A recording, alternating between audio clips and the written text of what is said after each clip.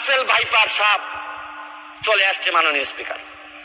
এই সাপ আসার কারণে সরকারে যখন সাপ আসে প্রকৃতিতে বেজি থাকে, এই বেজি করে কি সাপরে নিয়ন্ত্রণ করে, কিন্তু এই সরকারে দেখা যাচ্ছে বিভিন্ন জায়গায় রাসেল ভাইপার আছে কিন্তু বেজি ওই পরিমাণ নাই যে এই সাপরে ধরবে। মাননীয় স্পিকার, আপনি দেখেন এই আমাদের প্রতিষ্ঠানগুলা কত দুর্বল হয়ে গেছে। আমাদের প্রতিষ্ঠান, একজন ভদ্রলোকরে দুদক ধরতে পারে নাই, একজন ভদ্রলোকরে এনবিআর ধরতে পারে নাই, বাংলাদেশ ফাইন্যান্সিয়াল ইন্টেলিজেন্স ইউনিট ধরতে পারে নাই।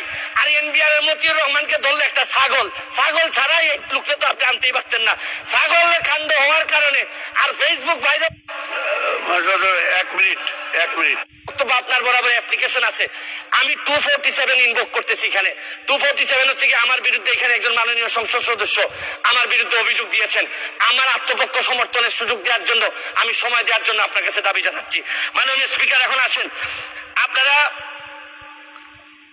বেনজির কাণ্ড, মাননীয় সাবেক আইজিপি উনি এত বড় হয়ে গেলেন, মন্ত্রণালয় জানলো না, মাননীয় স্বরাষ্ট্রমন্ত্রী জানলেন না। এই বাচ্চাটা এত বড় হয়ে গেল, আর কিছুদিন সুযোগ পাইলে পুরো গোপালগঞ্জ কিনে ফেলতেন এই বেনজির সাহেব।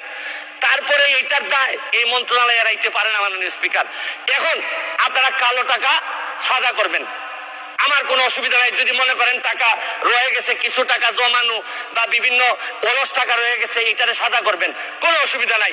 কিন্তু এই সাদা করার মধ্য দিয়া বেনজির আর মতিউরের টাকাও যদি সাদা হয়ে যায়, আর এদের ভবিষ্যৎ প্রজন্ম উত্তরাধিকার, আদর্শের উত্তরাধিকার যারা, তাদের টাকাও যদি সাদা হয়, তাহলে এই সময় শেষ, 1 মিনিটে শেষ করুন। মাননীয় স্পিকার